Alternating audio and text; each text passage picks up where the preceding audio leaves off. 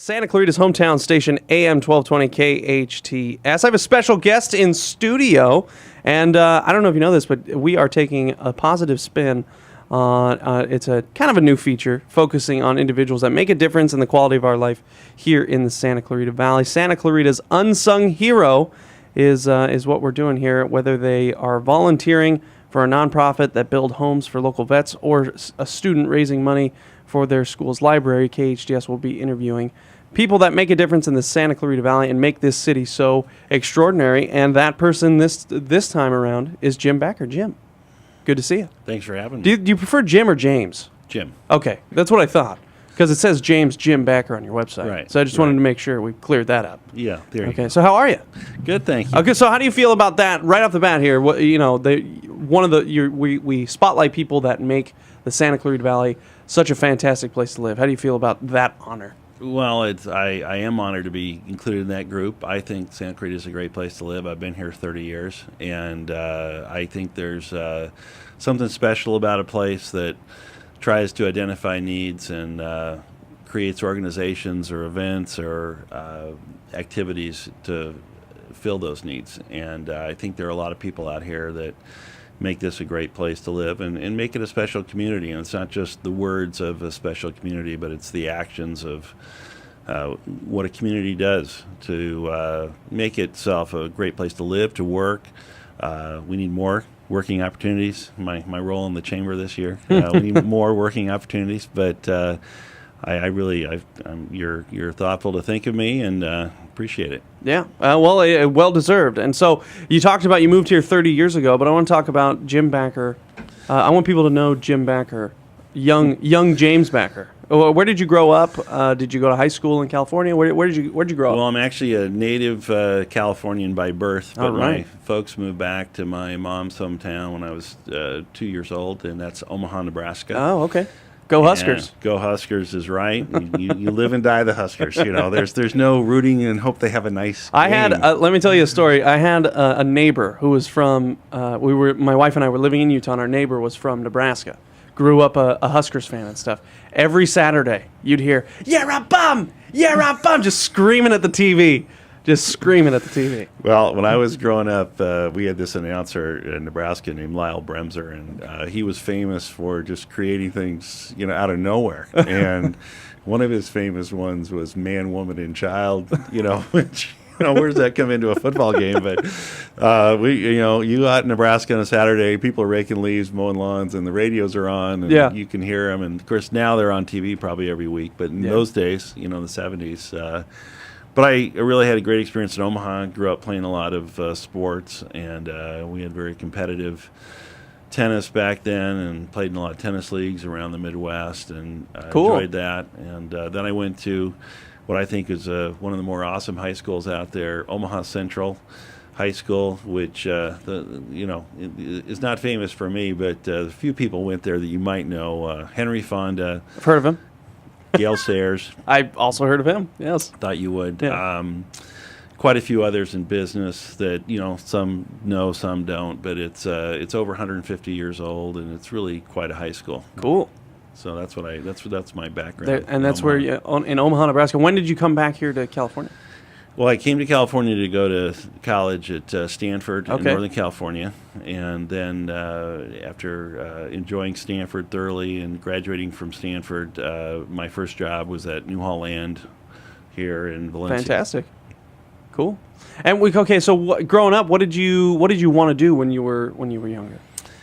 Well, growing up, I, like most kids, I wanted to play in the major leagues. Of course. And somehow that 95-mile-an-hour fastball just never found my arm, and that didn't work. And, tennis, I was competitive, and I was a good tennis player, but wasn't quite at that level either. But when I went to Stanford, I had some great experiences. I was an intern for U.S. Senator from Nebraska in Washington, D.C., I was a lowly but very useful file clerk at a law firm. When you're a history major, a lot of people think you should become a lawyer because there's nobody else will hire you. And I thought about law school, but I just did a lot of research and found that it probably wasn't going to be the best career suited for me. And I came into development really through the graces of Jim Dickinson, who was the chief executive officer of Newhall Land. And I was a resident assistant at Stanford, which you may be familiar with, and we get to deal with all the dorm fun and nice challenges and opportunities that students create in the I like living challenges situation. and opportunities. Yes, That's a really nice way of saying that. Exactly. And but one of the things that was going on, the residential education group wanted the trustees at Stanford to go out and have dinner in the dorms. And so I called and said, hey, we'd love to host a trustee. And we happened to get Jim Dickinson, and he and I happened to get to know each other. And about a week after graduation, he invited me to come down and spend the day at Newhall and see if that might work for them and or work for me. And so I came down here and met everybody and had a great feeling. And so I was, given the opportunity to kind of be one of the newer young people in the company, was given a lot of opportunities. Cool. And believe me, I knew how to get to the mailbox and copy things, and you know where the coffee shop was. Had to clean out a garage. That was one of my duties one day. Nice. A little rough when you're wearing a suit to work, but that's it's just the way it goes. That's where you belong, and that's where I started. So that's cool. And then you got that job at Newhall Land. And you moved here to the Santa Clarita Valley. That's right. And I actually lived for the first couple of years. I lived on the west side and drove up here. Okay. In the easy commute days. Yeah. Until you got to Thursday night or Friday night. But I had some college friends that were living near Westwood and in UCLA. They were going to medical school or law school, and so I lived with them and commuted, and then moved here in '86. Okay. And cool. Never left. All right, this is what we'll do. We're going to take a quick break, and we'll start back at 1986. Jim Backer. Okay. Sounds good. I assume you were wearing some acid wash jeans or maybe something nothing like that? No. Oh, okay. Never at that level. Okay. All right. All right. We'll talk more with Jim Backer. He's the KHTS Unsung Hero, Santa Clarita Unsung Hero. We'll get to talk with more with him after this. Santa Clarita's hometown station, AM 1220 KHTS, talking with Jim Backer, and he is the KHTS Unsung Hero, and he is one of those individuals that have done their best to make the Santa Clarita Valley extraordinary. And we'll get to the stuff, nonprofits and stuff that you're involved in. But where we left off is 1986, you moved here to the Santa Clarita Valley. Yeah, and I've been working here for 2 years, but I moved here. So you were living in Westwood, right? Westwood, Brentwood. Yep. You and John Wooden were hanging out together, right? Met him a couple times. Oh, okay. All right. We weren't hanging out, but I was down there. Loved living down there, and just the reverse commute. Opportunity to get up here. Did you buy a house? Did you rent a condo? Okay, bought a condo. Okay, yeah, and was able to store my things and a few of my friends, as well, because I had no furniture to fill it all. Just some cinder blocks with a TV on it, and pretty much, all the cards you've seen of us bachelors. Yeah, exactly. Yeah, exactly. Yeah. And there's a weird smell in the apartment. Let me tell you, in college, my roommates they smelled terrible. they just smelled terrible. I don't know. Yeah. Sometimes you just got to leave all the windows open and doors for a while. Yeah, exactly. Yeah, the issue was I was going to college in Utah. It was freezing cold outside. Yeah, it's a little rough. Yeah. But okay. Anyway, you moved here. You bought a condo, and you're working with Newhall Land, and so what happened next? So Newhall Land was a great opportunity to learn from a lot of people who knew real estate, obviously hundreds of times better than I did, and that was really a blessing. Worked with people that a lot of folks know out here, Tom Lee and Tom Dirkman and Gary Cusimano, and I mentioned Jim Dickinson, and then my direct boss is a guy named Don Puente, who'd had a long real estate career and really had a great way of teaching me, even though he wasn't always intentionally teaching me, but I was learning. And so he really taught me a lot about how to make deals work and how to get people together and, not to always play the upper hand, but just to try to get through the deal and see what worked for both sides and try to achieve that goal. And then I also, pretty much from the beginning, and I always tell this story that I think I was there about a week, and Tom Lee, who was then the president of the real estate division, came to me and said, "Come with me." And we were going to a lunch meeting, which was the first meeting of the education committee of the Santa Clarita Valley Chamber of Commerce, which consisted of Tom Lee, myself, and the 5 superintendents at the time. Okay. And so that was kind of the beginning of my involvement in the community. Okay. And when I got to New Holland, there wasn't really a person designated to be. There was no Marley. Let's just make it, the easy way to describe it. No Marley Loffer, So there was no real center source of public relations, community relations. It was kind of divvied out among the employees, and Okay. the management. And okay, so that was your first stint in getting involved with the community, then. Right. And what did that teach you? Did you love getting involved, or you're like, man, this is a lot of work, or what happened? Well, that was the first foray, and then the next year in 1985, I went on the board of directors of the Chamber of Commerce. Okay. And I was on the relatively young side, but I worked for the big company, and that was really a great experience because, here it is, all these years later, and I'm the chairman of the chamber this year. But the chamber was just a great way to meet a lot of people and understand how the community worked. Yeah, and still is that way. It still is, and that's what I tell people. The chamber is a great way to connect and understand this community, and not only for your own business but for your life. And so I did that, but it was I really enjoyed it. Tom Lee has a great sense of humor, and always really kind of had a lot of fun with me on that. And one meeting, we always used to have lunch out at the Blue Moon. If you remember the Blue Moon, you're too young. But the Blue Moon used to be 126 and I-5, and so we go out there, and then we'd have the meeting, and Tom was the chairman, and on the way back he'd say, "Now remember, when I said I would do this, that means you will do it. Tell me what I did, and then I will report at the next meeting. Do you understand?" "Yes, sir, Mr. Lee, I understand." And he wasn't doing that so he could take credit. It was just his way of saying, "Okay, I want you to get engaged. You go do all this stuff." And it wasn't like there weren't times later when I didn't report, what I or we had done. And but it was a lot of fun, and it was seeing how people interacted and seeing what people wanted to accomplish, because at that time there had been nothing done to engage the public school leadership like we were trying to do. Okay, and that changed. Is that the beginning of the Education Foundation? That's the beginning. That's the start of the Education Foundation. Yeah.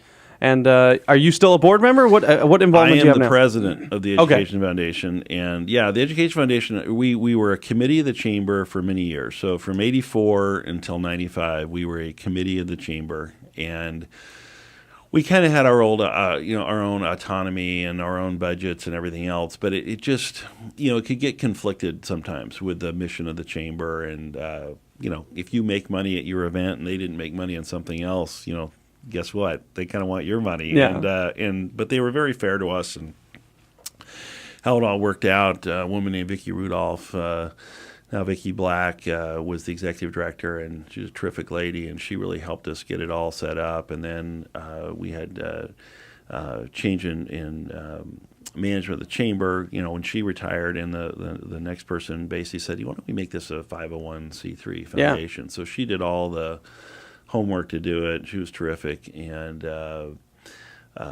so Lee took care of that, and we became a 501c3 in 1995.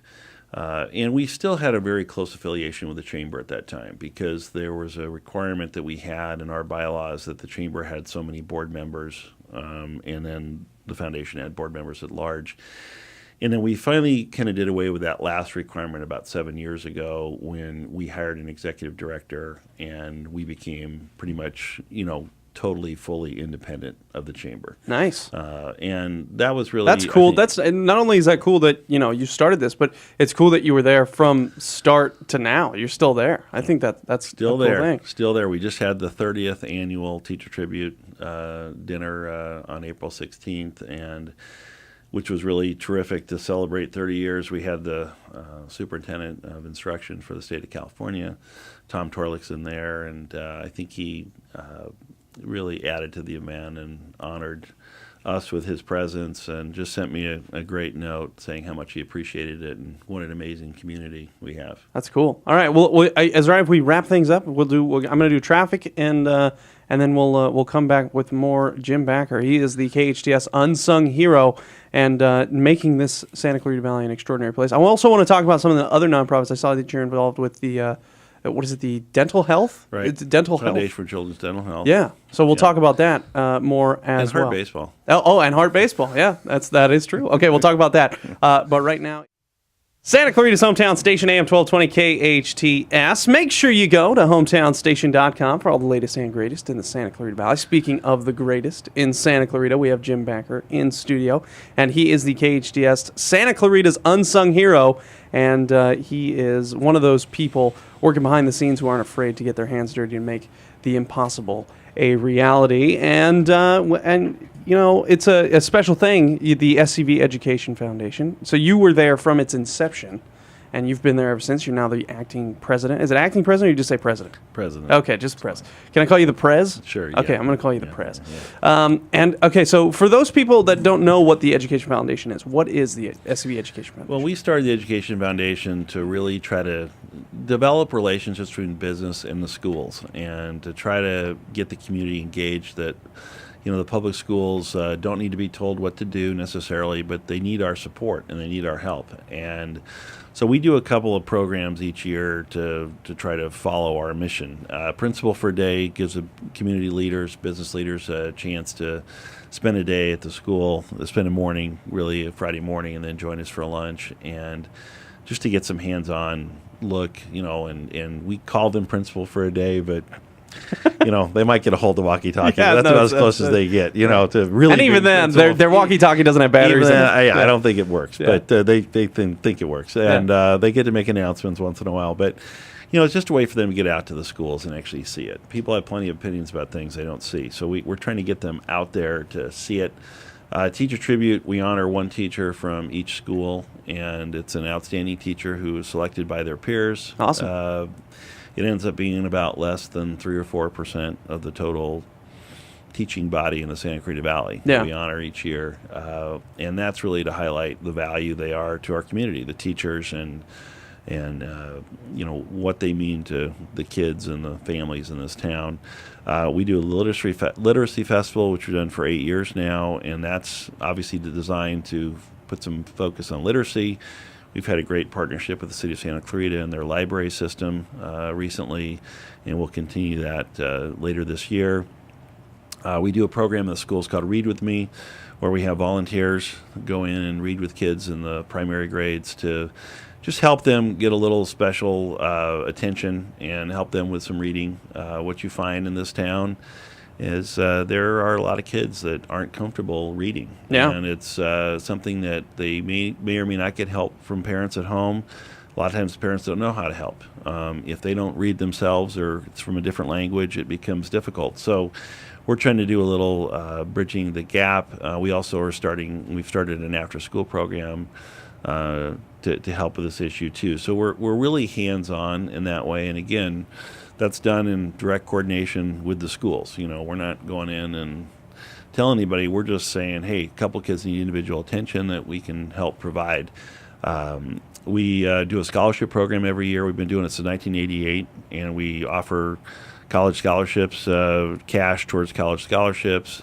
We have made our focus the last 6 years those going into the teaching profession.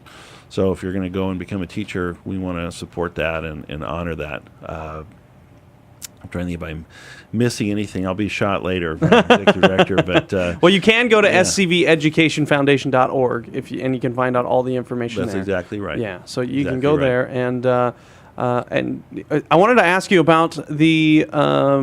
You are a board member and former president of the Foundation for Children's Dental Health, Yes. and this is for it's for dental care for children, right? Yes, dental care for children of low-income working parents, and that's actually had kind of an interesting transition as well. And I think it's been announced so that I can say it, but we are actually going to close that down. Because the needs that we formerly met are being met by others. Oh, and that's so in business to get out of business, right? That's good news. And so, but that's been an incredible organization and experience. Great board. That was started back in '93 by Ken Pulskamp and Mary Caravallo. We know Ken is our former city manager. He was assistant city manager then. Mary Caravallo was the wife of the then city manager, and they had seen, Ken had identified, I think, when he was maybe filling in for Santa at some things, that kids were looking like they had some problems with their teeth. And so he started asking questions. And as we find in Santa Clarita Valley, there really wasn't anyone addressing this issue. So they created the Foundation for Children's Dental Health to do it. I came on the board about, 10 or 12 years ago, and I ended up becoming president at the board's request. And we had formerly done our clinics with, we would hire the UCLA Mobile Dental Clinic, and they would come out to a location, and we would treat 100 kids that we had identified through our screening process at all the schools. And so we would treat them, and sometimes, they would have more than one appointment. So they might come on a Friday, come back Tuesday, have to come back Thursday. So it was a week-long program. Many of the local churches helped us with that by providing space. Cool. And but as we looked at that became very expensive to do, and for a foundation. And we got some great support from local folks. Vaughn's one year gave us a huge grant, and others gave us huge grants. But we found that, what if we could transition that from outside clinic to local dentists helping us. And so the local dentists really stepped up and helped us, and they provided their facilities where they had everything all set up. They got everything they got they their need, staff involved, and so it was just phenomenal. And it obviously changed the cost structure of the foundation as well, so that we could spend less just on, all of our money went to the clinic, and now we could do it on outreach and fluoride treatments and other things. Fantastic. We got Kaiser grants, we got Henry O. Newhall Family Foundation grants, and private donations. And Bob Keller's been a tremendous supporter. We couldn't have done it without him a couple of times, where we were getting pretty low in the till, and we had a very nice event at his home, and were able to raise money and move the foundation forward. So it's a great service, but we found that with all the advent of newer healthcare in California and the clinics that are here, that we just don't have the same number of kids that we did before. Yeah. Well, that's actually good news. Yeah, it is good news. And we feel comfortable that we can have the existing services take our role. Fantastic. All right, I wanted to ask you one last thing. Jim Backer joins us. He's the KHTS Unsung Hero and for the Santa Clarita Valley. And you moved here in 1980. Well, no, you started working here in 84. Right. Moved here in 86. You've seen this city change a lot, right? What do you think sets Santa Clarita apart? As because it's a different feel. It's like a little small town but a big city kind of a feel to it. Right. The population's almost tripled. Yeah. A lot of us say that it still feels like a small town. I think where it feels like a small town to me is that my associations and the people that I've met is kind of expanded. And one story I like to tell is my family, we go to North Park Community Church, and the pastor there is Dave White, and he was the last person in his family that I met. I'd met his parents, his sister, his brother, and he was the last person I met, in his family. And that's just one family, and they have a long history in this valley. But when you work here and you're involved and you're engaged, it is a very small place. And I think the reason that we think it's a great place, those of us that do, is people get engaged and give of themselves, beyond what the benefit is to them. And I think that's one of the things we need to probably get back to in this country more, quite honestly, is public service is public service. It's not, I don't do this for awards. I do this for the fact that I think it's important that it honors my faith in Christ, who asked us to do things for others, not ourselves.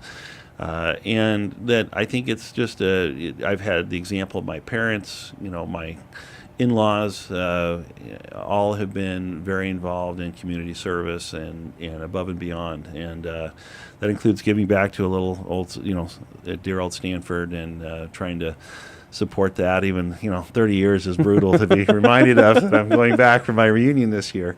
But I just think that what makes Santa Clarita great is it's the people in it. If people just take it for granted and say, well, we don't want this and we only want this, and they have a right to their opinion and what they want. But I do think that it's about working together and The 94 earthquake was probably the best example. The 94 earthquake, for those people that weren't here at that time, was an amazing transformation of this valley because people did not do anything but help each other.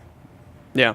They gave anything somebody needed. Absolutely. They helped with. Yeah, it was. Yeah, I like hearing Carl, Jerry, and Barry McKeever, who's here at the station still, talk about that. How they would be on the radio and they'd say, "Yeah, man, we've been on the radio for 9 hours. Man, we're starting to get hungry," and somebody would show up with burgers in their hand and give them some stuff here. So.